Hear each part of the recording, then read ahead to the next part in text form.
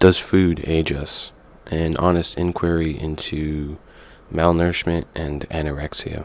I am probably going to get a lot of backlash for this video, but that's the thing about taboo subjects, is just because no one's talking about them and no one wants to talk about them doesn't mean they're any less relevant or important. But I'm going to start by acknowledging that there are 1 billion, probably more people who are currently starving, that don't have access to food. And this is the greater issue that would require countries like America to stop exploiting other countries. And it's projected that by 2030, 50% of Americans will be obese, and about half of American food goes to waste, which means Americans are not only overeating, but they are not even eating everything that they have. But that's not the main topic. I just want to establish that I understand the broader sensitivity of the original question, but it still makes me beg the question, does food age us? And there are a few reasons why this question comes up for me, and one of them is studying Eastern esoterica, such as like ancient practices of yoga and qigong, and learning about cases of those people who survived well beyond normal human lifespan without the consumption of food. Also learning about 1 meal a day, which is historically the amount of meals humans generally ate throughout history, which was just 1 single meal a day. The 3 meal a day tradition or habit or whatever comes from mainly Christian nations and whatnot. It was a kind of a Christian idea. Somewhat ironic because Christianity considers gluttony as a deadly sin, but it was always considered gluttonous to eat more than a single meal a day. So there's that. And also one of the reasons why the colonizers called the native peoples savages was because they observed the natives eating a large feast at the end of the day, and the colonizers believed that they ate like that multiple times in a single day, when obviously, in fact, the colonizers were eating multiple times. That's obviously another story. So it's interesting to look at the historic evidence of eating frequency, I guess you could call it. The reason eating 1 meal a day is so important is because it gives the digestive system time to rest. If it's constantly being filled with food, it's never going to have any time to relax and take a break. I mean, certainly if you eat 3 meals a day with snacks in between over the course of a lifetime, you're going to see a rise in bloating, constipation, stomach pain, ulcers, Crohn's disease, irritable bowel syndrome, gastrointestinal issues, and aching, sweats, acne, and many more problems associated with stomach issues. Studies find that a majority of Americans are currently experiencing have gastrointestinal issues to some degree. And of course, many of those live with more serious problems, or problems that grow more serious over time. Stomach problems affect tens of millions of Americans every single day, and according to recent studies, over half of all Americans have stomach problems. So this is a very widespread issue. Stomach issues are a $100,000 billion enterprise, or they're capitalizing on stomach issues at extremely high rates. That's even more money than is spent on heart disease for yearly numbers. So the quantity and frequency of consumption is obviously a very important factor, but so is the actual food we're eating. And without getting too much into it, sugar and meat are highly addictive substances that we eat on pretty much a daily basis. It's these foods' lack of nutrition that cause us to need to eat multiple times in a day. It's because meat and sugar and a lot of modern, foods that we typically consume are not nutritive enough. They burn us out really fast, and they give us lethargy, make us tired, sleepy, which is the opposite of what food is supposed to do. Food is supposed to be energizing, supposed to revitalize you, supposed to make you feel good. So that's one evidence that we're not eating the foods natural to our biology. And we know this because we can take a look at how the metabolism breaks down the chemicals that we put in it, and see from there what the effects are and what is processable by our digestive system. One of the most obvious examples of how we are feeding on these addictive substances is by thinking about the cravings that we get. In the conventional sense, humans don't crave food like some sort of instinctual need for a certain specific type of food. Like when people say they crave animal protein or they crave sugar or something like that, your body's not telling you it needs it. Your body's telling you it wants it because it's addicted to those substances. You get cravings when you're addicted to something. And so we can see by how the cravings we get for these foods makes us addicted to them, or it means that we're addicted to them, I should say. So the topic of nutrition is obviously a factor in all of this, but it kind of veers off from the main question. I guess all we need to understand is that the quantity and frequency of consumption is overdone in wealthier countries, while it's disproportionately underdone in poorer countries. So our digestive systems are being used too much. But if food is essential to growth and development, does that mean the inverse is true? Does the lack of food slow or stop the process of growth and development down, therefore stopping our aging? So one thing we can start by doing is taking a look at before and after pictures of people who have went through anorexia or malnourishment for whatever reason, and take a look at the people who had, I guess, what they call successful recoveries, and see the almost preservation of age in these people.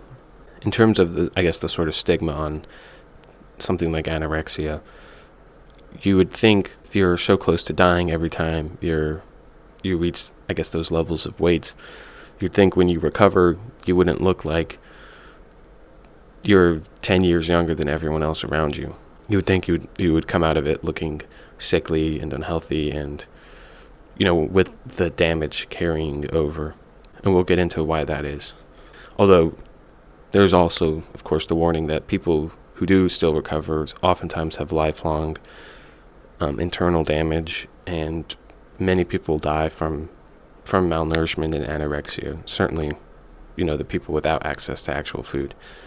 But even those who choose to do it or have some sort of disorder, it can be a very dangerous life choice. Anorexia etymologically comes from the Latin, and before that the Greek, meaning lack of desire or appetite, or without desire, without appetite. So this video is neither encouraging anorexia nor condoning it, nor attacking it. I'm not passing judgment toward anyone. At the end of the day, do whatever you want.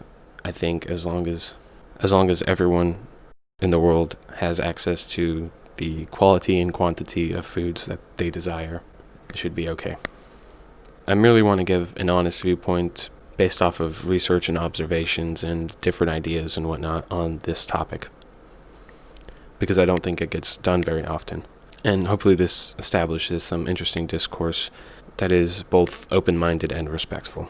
Several articles were published about Holocaust survivors somewhat recently, and it noticed how these survivors were living nearly a decade longer than other people in that same demographic who didn't go through the Holocaust or didn't experience or survive the Holocaust. A couple explanations are offered in those articles, ranging from sort of resilience gained from surviving such a traumatic event to basically genetic power or genetic strength obtained from such a, I guess, situation that required adaptation, is something along those lines. And I'm not discounting the strength it takes to survive something like that, But I don't think those explanations are necessarily very honest or very fair. Obviously, one thing that happened in the Holocaust was they experienced extreme starvation, and when it was over and they recovered, many of them experienced sickness throughout their life, but lived total longer lifespans, and that's pretty much in line with what we see from anyone who recovers from extreme starvation or anorexia or malnourishment. It's consistent with that, and I think that explains why Holocaust survivors lived longer than others in their demographic. It seems like quality of life is reduced while overall length of life is increased for malnourishment, anorexia, starvation, and the subsequent recovery of it. So next we should take a look at nature and see if there's any sort of precedents or similarities or anything we can parallel to humans, because we all obviously are biological creatures. Many animals and insects do not eat every day, and sometimes they go days or even a week or two without eating. Lions eat every 3 to 4 days. Wolves eat large meals and then fast for a few days after. Sharks go weeks without eating, and for them, what's interesting is they get better at hunting the longer they go without eating. Their senses sharpen. Of course, camels can go months without eating, though in their case, their humps are specifically designed to allow for the storing of fat for this purpose. Spiders can last for a whole month, and this number varies pretty widely between species. This does not prove anything for humans, as there are just as many animals and creatures that eat multiple times a day, all throughout the day, every single day. But that's because their digestive systems are built for it. While humans can survive with constant feeding, it doesn't seem that our digestive systems are necessarily built for such extreme frequency, where we will suffer in the long run for it if we overuse our digestive system. But of course, the same goes for prolonged and severe malnourishment. If we don't ever use it, we'll run into problems in similar line. So there does seem to be, I guess, an ideal proportion and frequency for humans in a general sense between eating and fasting. On the subject of fasting, it is a highly important practice for many religious beliefs and is almost a prerequisite for meditation. And ancient Egyptians were well known for their fasting routine. One day out of the month, every month, they would fast. The reason why one meal a day was used pretty much throughout the world was because of the recognition that fasting and resting your digestive system was so healthy. When the body does not have to convert food into energy, it has the time and resources to work on other things and perform other tasks. Giving the digestive system a break is worth it.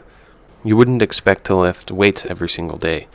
If you're trying to build muscle, you maybe spend a couple hours working out, and then you have a long period of rest, which is when the actual strength building comes into play.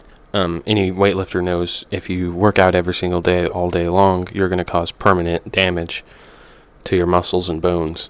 We can apply this principle to pretty much any part of our body, and especially, and obviously for this video, the digestive system. Hibernation offers a very interesting example into the idea of foodlessness and preservation. Some researchers say that animals that hibernate live longer.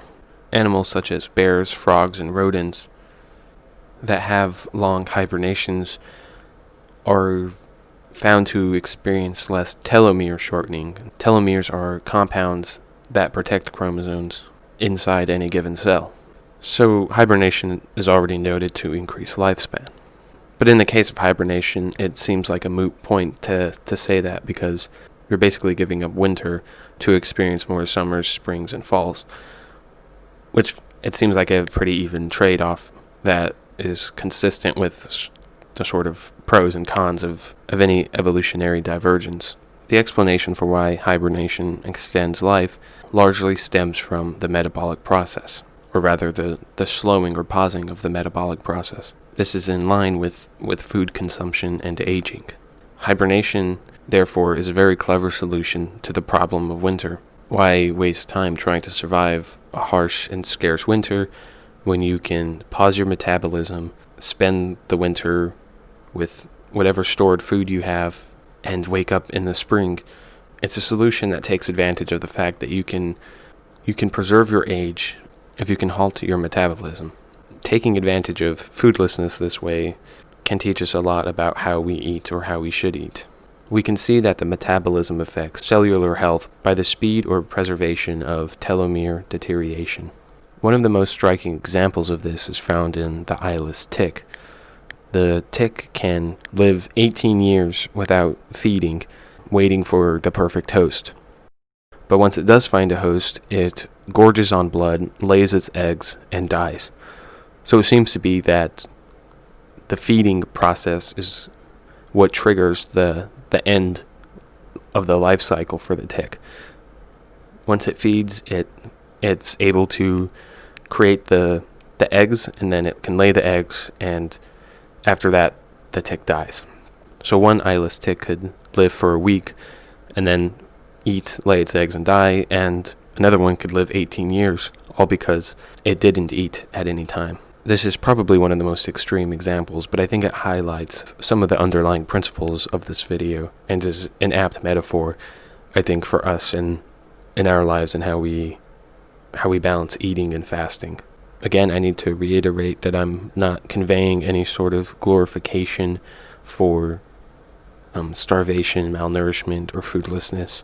Every single human should have access to the food they want and the food they need, and this should all be done sustainably. And if your choice after that is to go without food, then I don't think anyone should shame you or whatnot. But in the interest of conjecture, I'm going to bring up the Qigong explanation of the stomach.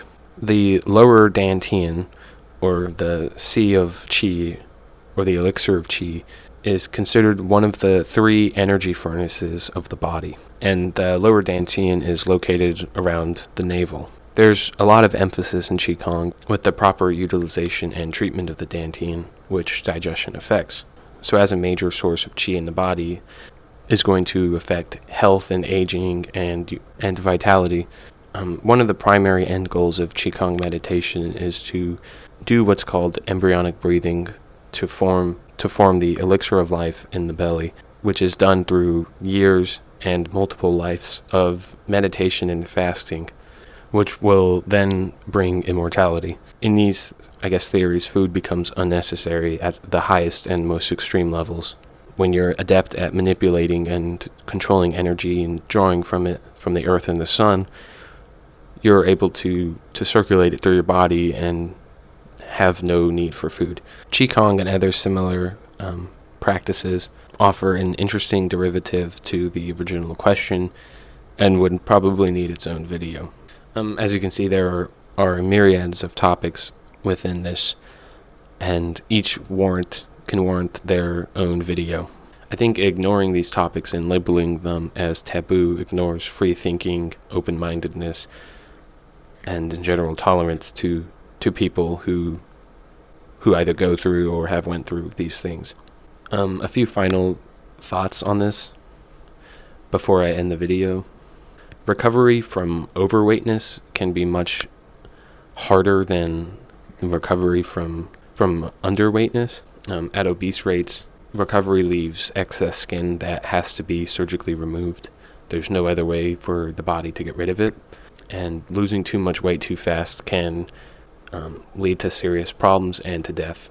Usually the recovery from anorexia to so-called healthy has a much less noticeable effect on the body than from obesity to normal health.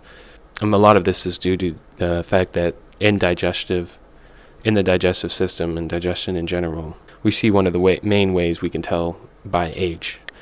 You can tell age by the digestive system, and you can tell age by the spinal cord. Obviously, this video was covering the digestive system, but wrestlers are one of the primary sufferers of anorexia, as they have to often starve themselves to make weight. Bulimia is also a huge problem for wrestlers for the same reason. Plenty of other athletes are affected as well, tall, muscular, overweight people can all go through anorexia. And so it's not just skinny people, as it is often thought and portrayed. So there's a lot of stigma on anorexia. I would say probably more than obesity, though both groups are generally ostracized by society, which is wrong. In the case of obesity, it is a poor man's disease, and starvation obviously is as well. It's a result of poverty. Without access to proper and healthy foods natural to our diet, such as fruit, meats, and soda, become the only affordable food, while fruits and vegetables are reserved for the wealthy. Fast food is corrupt, and nutritional education is severely lacking. Studies find that a large percent of doctors fail basic nutrition tests, and companies like Coca-Cola promote exercise as how to be healthy, but then sell one of the unhealthiest beverages in the world, as they will obviously not admit that diet is far more important to health than just being able to exercise. Pharmaceutical and gastrointestinal industries profit billions of dollars a year just on people's poor education and the lack of nutrition. We do not have sustainable food sources, and most food comes from exploitation of some kind or immoral farming practices, all because these addictive substances are cheap to produce and is the only affordable source of food for millions of people. And there are millions of more people who are exploited by the country that ends up wasting the food that they do have. It's a complex issue that lays at the root of our society and understanding of nutrition. We think we need 3 meals a day filled with animal proteins, starches, sugary drinks, vitamin pills, and anti-inflammatory and weight loss pills. No one seems to be making the connection that we wouldn't have such high or such exponentially growing rates of like diabetes, gastrointestinal diseases, chronic illnesses, mental disorders, if we were eating foods proper to our biology. In the case of mental disorder, there are many kinds of mental disorders being linked to nutrition and food. Alzheimer's is starting to be called diabetes type 3 because doctors are recognizing that connection. For diabetes, it costs hundreds of dollars a month for the insulin needed to survive. There are millions of new cases every year. Of course, insulin costs only a couple dollars to actually manufacture, but it's just another example of businesses profiting off of disease and sickness due to lack of proper nutrition. Certainly based on the evidence, we're doing something wrong in terms of nutrition and eating. If meat were so healthy to our body, it wouldn't cause brain atrophy, heart disease, gumminess in the digestive system, and corrosion of the enamel and the aging of skin, and contribute to cellulite. Meanwhile, fasting and the consumption of fruits counters all of those adverse effects. Do a Google search and type in meat or any other, standard modern American food, and then type in fruits and compare the health benefits for those, and just see which seems more natural and what we should be eating.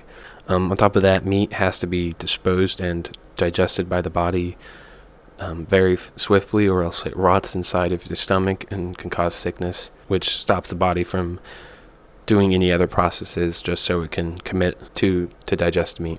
Meat makes us sleep while fruit energizes us, which is the reason for eating in the first place. Ancient history is always of interest to me, and taking a look at different arts from ancient civilizations, we can see, and I'm going to acknowledge there's a lot of stylization in the art, but it does appear that many of the figures depicted are, to our standards, skinny people. I don't necessarily think that those are all exaggerations in terms of what they're basing the figures on, which is probably people of more skinny frames. But on the other side, there are many like pot-bellied or larger. There are many pot-bellied or larger depictions of people, and I don't think we'd call those stylizations. They're probably depicting, larger people.